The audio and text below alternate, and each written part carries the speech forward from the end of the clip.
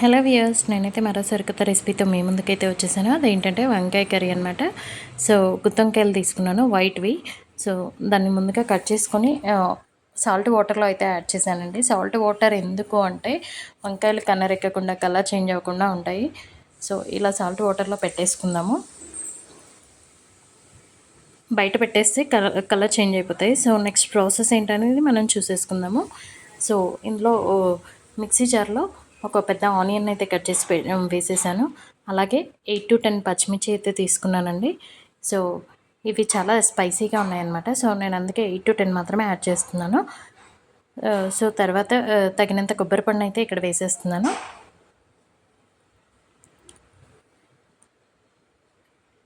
ఇలా కొబ్బరి పొడి వేసేసాక తర్వాత మనం తగినంత సాల్ట్ని కూడా ఇక్కడ యాడ్ చేసేసుకుందాము. చూడండి, తగినంత సాల్ట్ని కూడా ఇక్కడ వేసాను. సో ఇదంతా ఒకసారి మెత్తగా మిక్సీ పట్టేసుకొని పక్కన పెట్టేసుకోవాలి. చూడండి, ఇలా మెత్తగా మిక్సీ పట్టేశాను. సో తర్వాత ప్రాసెస్ ఏంటనేది చూద్దాము. ముందుగా స్టవ్ వెలిగించి కుక్కర్ పెట్టేసుకున్నాను. తర్వాత ఇందులో ఆయిల్ అయితే వేసేద్దాము. వంకాయ కర్రీ కదా, సో కొంచెం ఆయిల్ అయితే కొంచెం ఎక్కువగానే వేస్తున్నాను అనమాట.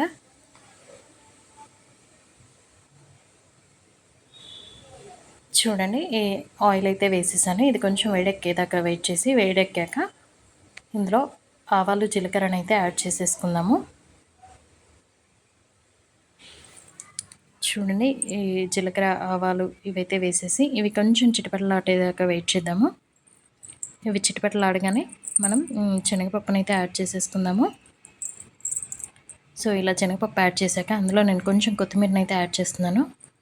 కొంచెం పచ్చివాసన పోయేదాకా వెయిట్ చేసి తర్వాత ముందుగా కట్ చేసి పెట్టుకున్న వంకాయలు ఉన్నాయి కదా, అవి ఇక్కడ యాడ్ చేసుకుందాము.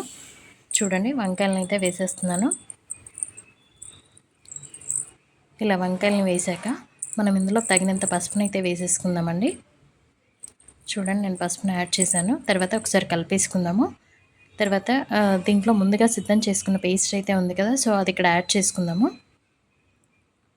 చూడండి, అదంతా యాడ్ చేసుకున్నాక మిక్సీ జార్లో కొంచెం పాలు అయితే వేసేసుకుంటున్నాను. ఆ పాలు వేసుకొని ఒకసారి కలిపేసుకుని దాన్ని అయితే ఇక్కడ యాడ్ చేసుకోవాలి. చూడండి, అదంతా కలిపేసుకొని ఇక్కడ యాడ్ చేసేసుకున్నాను అనమాట. సో అలాగే స్టవ్ విజిల్ పెట్టేసి ఒక 2 విజిల్స్ వచ్చేదాకా వెయిట్ చేద్దాము. 2 విజిల్స్ వచ్చేసాక స్టవ్ ఆఫ్ చేసేసుకోవచ్చు. తర్వాత సర్వ్ చేసుకుందాం. చూడండి, కలర్ఫుల్ వంకాయ కర్రీ అయితే రెడీ అయిపోయింది. దీన్ని అన్నంలోకే కాదండి, రొట్టెలోకైనా చపాతీలకైనా చాలా బాగుంటుందండి. ఈ రెసిపీ అయితే చాలా బాగుంది. మీరు కూడా ట్రై చేసేయండి. మన రెసిపీ నచ్చినట్లయితే మన ఛానల్ని ఫాలో అవ్వడం మర్చిపోతండి. లైక్ చేయండి, కామెంట్ చేయండి, షేర్ చేయండి, సబ్స్క్రైబ్ చేయండి. Thank you for your support. Thank you అండి.